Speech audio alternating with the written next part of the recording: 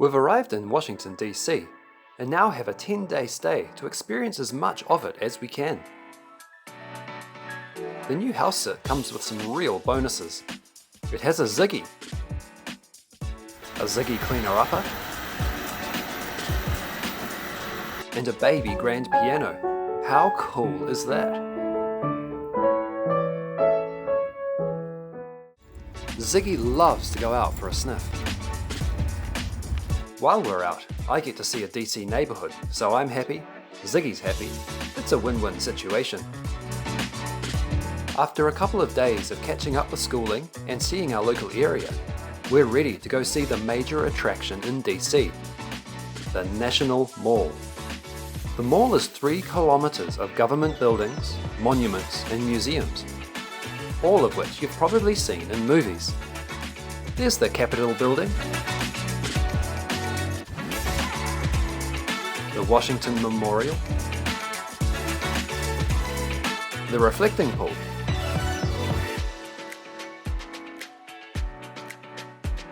the Lincoln Memorial,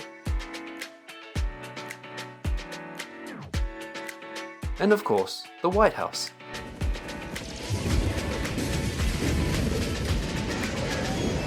Thanks, Hollywood.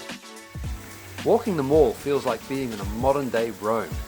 Everything is classical, stone, and huge. Next is the Washington Memorial, all the way down there. What you got there, Dad? Well, Yeah. good old raisins and peanuts.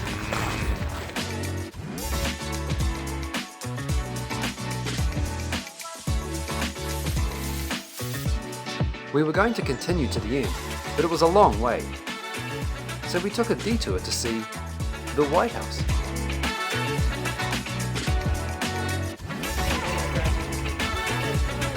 Come on. Nearly there. And finally, the Lincoln Memorial.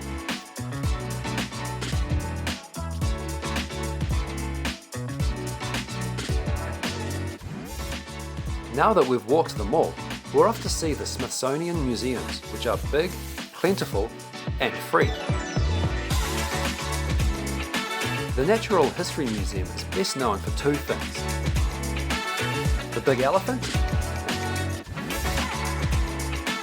and the big diamond.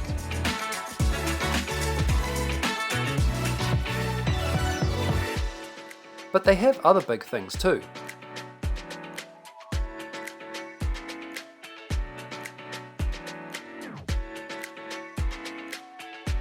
And even a bit from New Zealand. The name Matariki describes this entire cluster.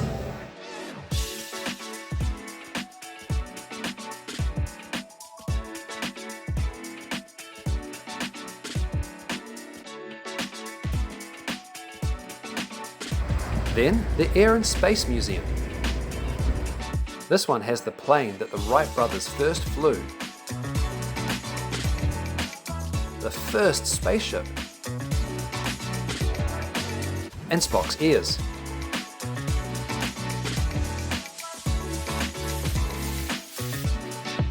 There's other stuff too, but once you've seen Spock's ears. There was also some guys who went fast and had really good quotes.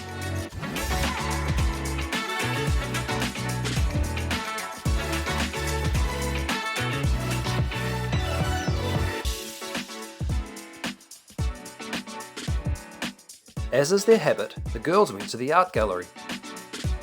This place had everything. There was indoor art, outdoor art,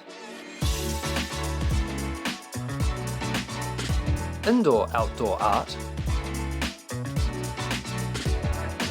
deck art, scratch-your-head art, and my favourite, how'd they do that art? Let's see that again.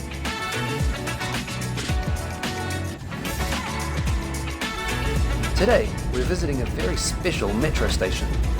It's the only one I've ever seen, advertising unmanned combat aircraft manufacturers instead of Nike or Coke.